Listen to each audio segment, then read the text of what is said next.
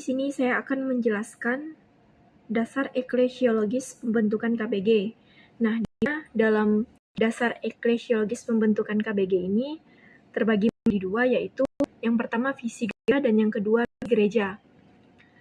Saya akan jelaskan dasar eklesiologis pembentukan komunitas basis gerejawi di dalam visi gerejanya.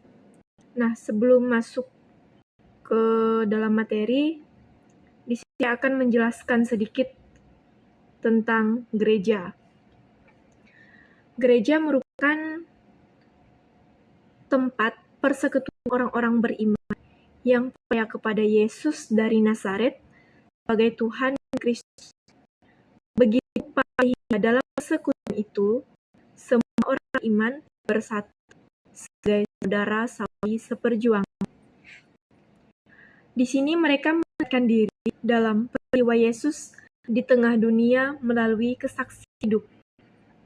Keterlibatannya dimungkinkan oleh karunia Roh Kudus yang mengaruh pada tujuan persekutuan dalam kerajaan Allah. Dalam gereja ini, semua orang beriman berdasarkan sakramen baptis mengambil bagian dalam tugas Yesus Kristus sebagai nabi, imam, dan raja.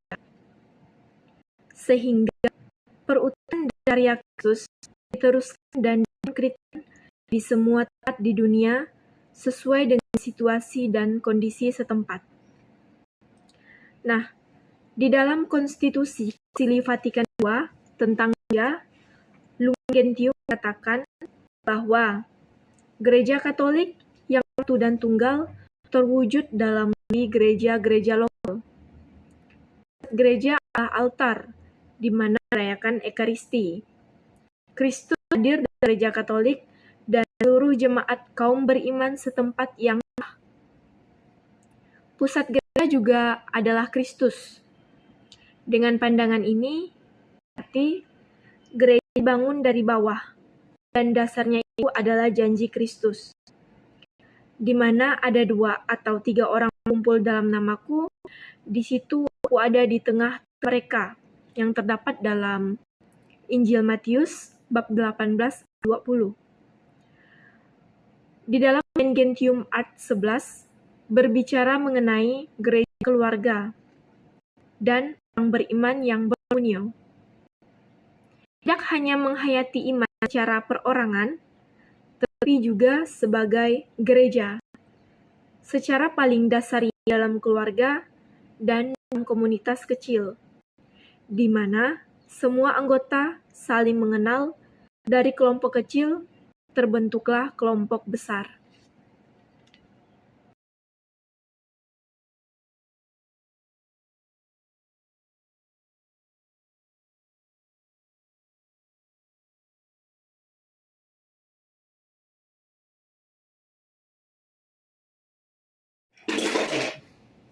Baik, di sini saya akan melanjutkan materi yaitu tentang dasar eklesiologi pembentukan KBG yang berdasarkan dari misi gereja.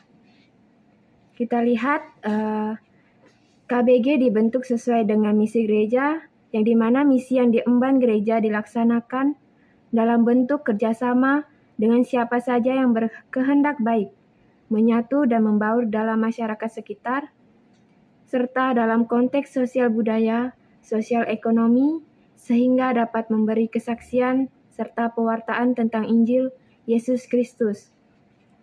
Dengan cara demikian, gereja sungguh solider dengan masyarakat sebab kegembiraan dan harapan, duka dan kecemasan masyarakat dirasakan oleh murid-murid Kristus juga.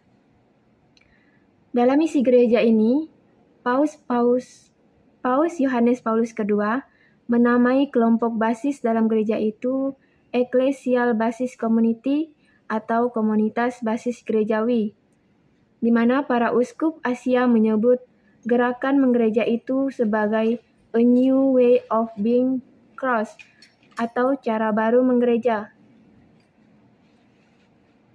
Cara baru yang dimaksudkan di sini yaitu sebagai lawan dari gereja yang pasif dan gereja yang belum mandiri.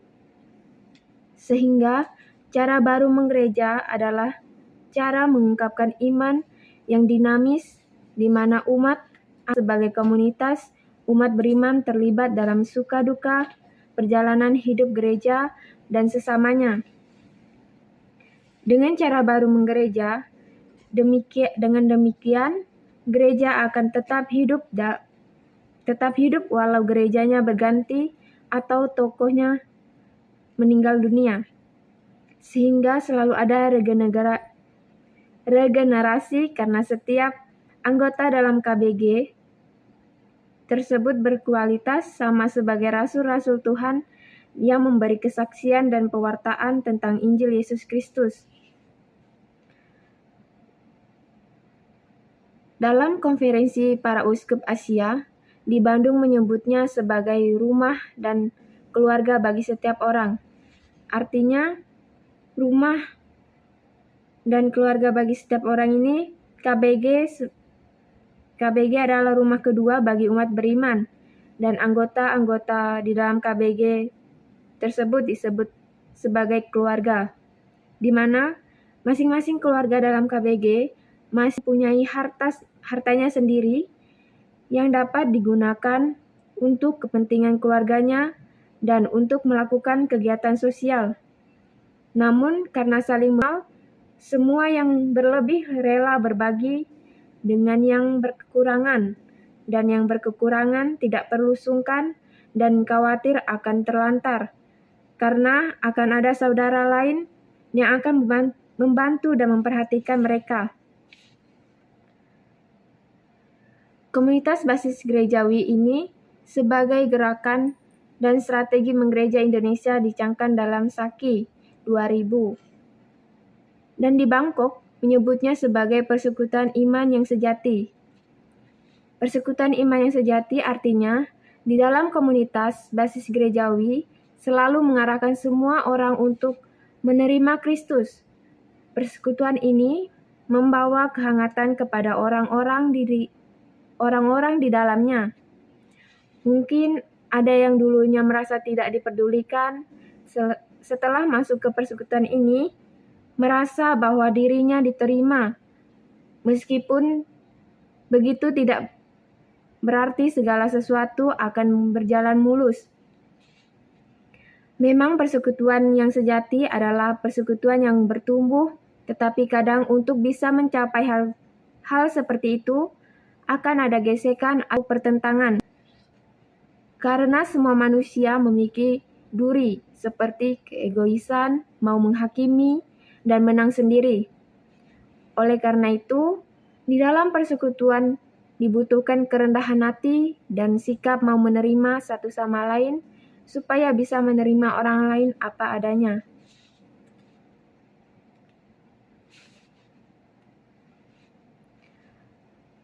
Paus Yohanes Paulus II dalam ensiklik mengenai tugas misioner gereja, Redemptoris Missio atau RM, artikel 51, menekankan bahwa komunitas basis gerejawi merupakan suatu pratanda dari daya hidup atau vitalitas gereja sendiri, suatu perangkat untuk pembentukan dan pewartaan Injil, serta menjadi permulaan yang mantap bagi suatu masyarakat baru yang berdasarkan cinta kasih.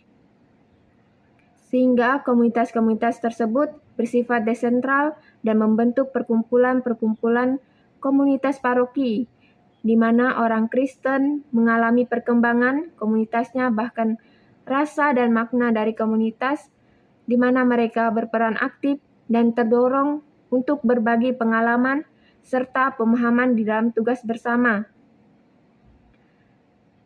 Berbarengan dengan itu, berkat karunia cinta Kristus, komunitas-komunitas basis juga menunjukkan betapa pun peliknya masalah yang dihadapinya seperti perpecahan atau konflik, masalah kesukuan atau ras ternyata bisa diatasi.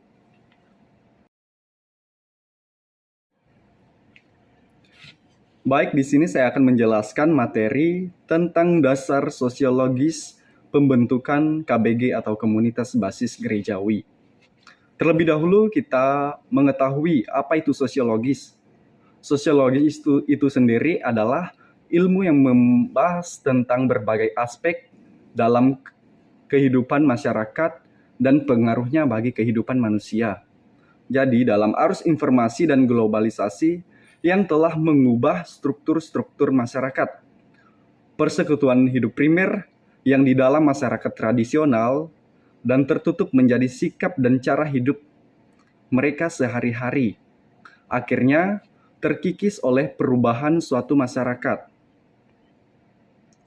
Arus urbanisasi dan migrasi menyebabkan hilangnya hubungan persekutuan antar manusia yang primer. Dapat kita ketahui, urbanisasi itu sendiri yaitu perpindahan populasi atau sekelompok manusia dari pedesaan ke perkotaan. Dan migrasi itu sendiri yaitu perpindahan sekelompok manusia atau sekelompok populasi seseorang dari suatu negara ke negara lain yang bertujuan untuk menetap dan tinggal di sana, sehingga menyebabkan hilangnya hubungan persekutuan antar manusia yang primer itu sendiri. Nah, sebagai makhluk sosial, manusia tidak merasakan kebahagiaan jika di dalam hidupnya tidak dapat menentukan persekutuan primer. Nah, sebagai makhluk sosial, manusia tidak merasakan kebahagiaan jika di dalam hidupnya tidak dapat menentukan persekutuan primer, tempat berbagi rasa, pengalaman, dan tugas-tugas hidupnya. Terdapat kecenderungan untuk menciptakan komunitas-komunitas baru yang tidak berdasarkan atas ikatan tempat tinggal saja, melainkan juga atas ikatan-ikatan profesi, pekerjaan, hobi, keprihatinan, dan sebagainya. Maka dalam gereja mulai dihidupkan persekutuan dasar itu yang disebut komunitas basis gerejawi atau KBG. Kalau kita membaca dan menanggapi perkembangan situasi zaman sekarang, kita dapat melihat bahwa pilihan strategis hidup menggereja menjawab tantangan zaman,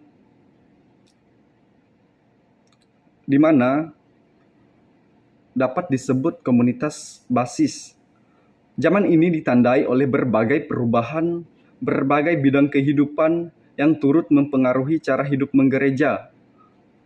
Dapat dilihat dalam perkembangan zaman sekarang, banyak sekali pengaruh-pengaruh yang didapatkan oleh masyarakat, sehingga iman mereka semakin pudar. Maka dari itu pentingnya komunitas basis gerejawi ini dibentuk dalam suatu masyarakat sekelompok kecil. Menurut Romo Mangguwijaya, masyarakat Indonesia sudah hidup dalam zaman modern dan pengembara dan perantau sebagai akibat mobilitas yang tinggi. Karena itu, pelayanan berbasis kelompok, dasar, dan penghayatan cara menggereja yang bersifat massal menjadi semakin sulit. Pada saat yang sama, justru kelompok kecil atau keluargalah yang menjadi sasaran pengaruh buruk perkembangan dunia modern ini. Karena itu, situasi menuntut agar bimbingan kehidupan keluarga akan menjadi program gereja yang sentral dan fundamental. Dan persekutuan-persekutuan ini merupakan kekuatan nyata yang dapat mengubah tatanan hidup masyarakat yang biadab, dan mereka berada di bawah kendali kaum awam, bukan hierarki gereja. Jadi di sini adalah mereka dibentuk atau dikendalikan oleh kaum awam atau yang disebut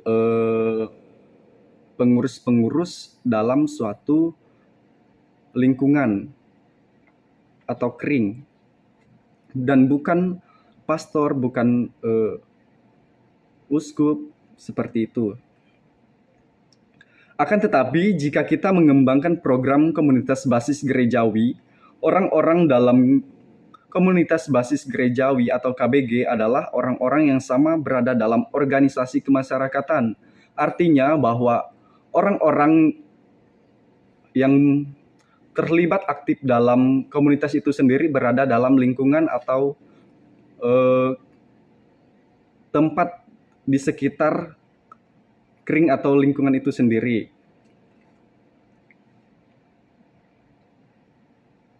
Dengan demikian, gereja menggunakan pengaruhnya dalam tingkatan kehidupan masyarakat, tetapi ini tidak langsung KBG hadir atau komunitas basis gerejawi hadir sebagai pusat refleksi biblis teologis di mana anggota-anggotanya menjadi kitab suci dan nilai-nilai kerajaan Allah, di mana mereka digerakkan dan dibimbing oleh ajaran kenabian dan oleh hidup Yesus dan gereja perdana, yang dimana yang dibawa oleh KBG itu sendiri ke dalam program dan aksi organisasi kemasyarakatan, yang berarti spiritualitas dan semangat Yesus Kristus itu sendiri. Di sini, unsur kunci dalam perjuangan bagi pemerdekaan adalah organisasi kemasyarakatan. Masyarakat sendiri yang harus menghadapi masalah mereka itu sendiri. Mereka harus mengambil keputusan sendiri dan oleh karenanya memikul tanggung jawab mereka itu sendiri. Bagaimana mereka mungkin dapat menjalankan tugas ini jika mereka tidak terorganisir? Karena itu, gereja dapat memainkan peran dalam pengembangan organisasi kemasyarakatan di mana mereka berada. Gereja menjadi pendamping, membantu memudahkan kehadiran organisasi seperti komunitas basis gerejawi ini. Baik, di sini saya akan menjelaskan sedikit kesimpulan tentang dasar eklesiologi pembentukan komunitas basis gerejawi.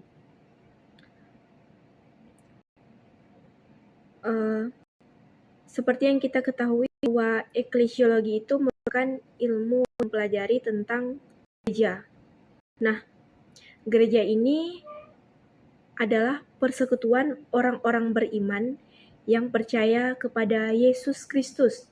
Persekutuan orang-orang beriman yang percaya kepada Yesus Kristus ini termasuk kita. Kita orang Katolik atau kita yang menganut agama Katolik. Nah, berdasarkan sakramen baptis, semua mengambil bagian dalam tugas Yesus Kristus sebagai nabi, iman, dan raja. Sehingga perutusan dan karya Kristus diteruskan dan dikonkretkan di semua tempat di dunia dengan situasi dan kondisi tempat. Keterlibatannya dimungkinkan oleh karunia Roh Kudus yang mengarah kepada persekutuan ke dalam kerajaan Allah. Baik, di sini saya akan melanjutkan kesimpulan dari dasar eklesiologis dalam pembentukan KBG, yang dimana dengan demikian KBG sebagai komunitas gereja harus disatukan dengan paroki, yang bagai ranting anggur dengan pokoknya. Komunitas dasar itu ditemukan dalam baptisan dan memiliki tugas khusus mengembangkan keadilan orang-orang yang dibaptis.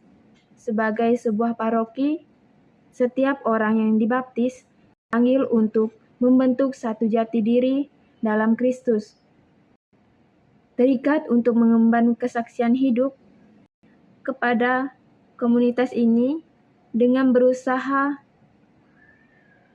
bertumbuh dalam Kristus, tidak hanya sebagai individu, tetapi juga sebagai paroki. Dalam Ekaristi tanpa komunio, semua anggota tubuh Kristus yang menyebar di setiap KBG dalam kesatuan dengan iman sebagai in nomine Christi Capitis, merayakan komunio itu secara sakramental dalam kesatuan dengan gereja yang bahagia atau para kudus, karena merupakan komunitas ekaristi, maka paroki-paroki pertama-tama hendaknya dan harus menjadi tempat perjumpaan kaum beriman dan diundang untuk membagi hidup dan misi gereja secara penuh. Dengan demikian, paroki sebagai komunitas ekaristi bermaksud untuk memberi daya hidup misi yang terjadi di KBG dan oleh komunio gereja yang bersumber pada tubuh dan darah Kristus sendiri, kaum beriman diutus untuk melanjutkan misi di KBG.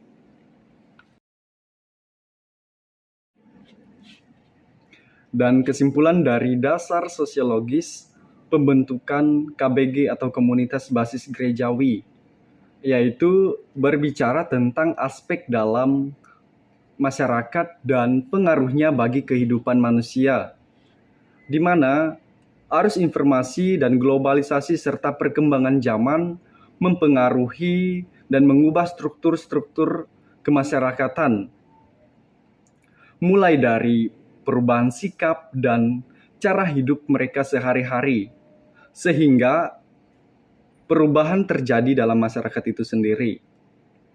Tidak hanya itu, arus urbanisasi dan migrasi juga mempengaruhi hubungan persekutuan antar manusia itu sendiri. Sebagai makhluk sosial, manusia tidak merasakan kebahagiaan karena terjadi tadi urbanisasi dan migrasi. Maka salah satu upaya dari gereja dalam menghidupkan kembali persekutuan dasar itu, dibentuklah KBG atau komunitas basis gerejawi. Dan KBG itu sendiri merupakan pilihan strategis hidup menggereja untuk menjawab tantangan perkembangan zaman, mulai dari perkembangan teknologi, informasi yang terjadi dalam dunia ini atau dalam globalisasi sekarang ini. Karena zaman ditandai oleh berbagai perubahan dalam berbagai bidang kehidupan yang juga turut mempengaruhi cara hidup menggereja.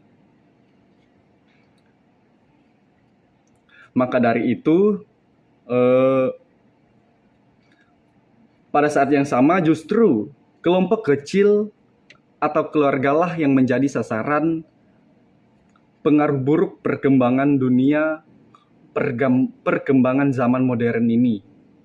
Karena itu, situasi menuntut agar bimbingan kehidupan keluarga akan menjadi program gereja yang sentral dan fundamental. Maka dari itu, KBG ini menjadi peranan penting dalam pembentukan sekelompok kecil di lingkungan dan di stasi di mana umat berada. Sekian pemaparan materi dari kelompok kami yang membahas tentang dasar eklesiologis dan sosiologis dalam pembentukan KBG. Semoga bermanfaat bagi kita semua yang sudah mendengarkan materi yang telah kami jelaskan. Terima kasih. Tuhan Yesus memberkati.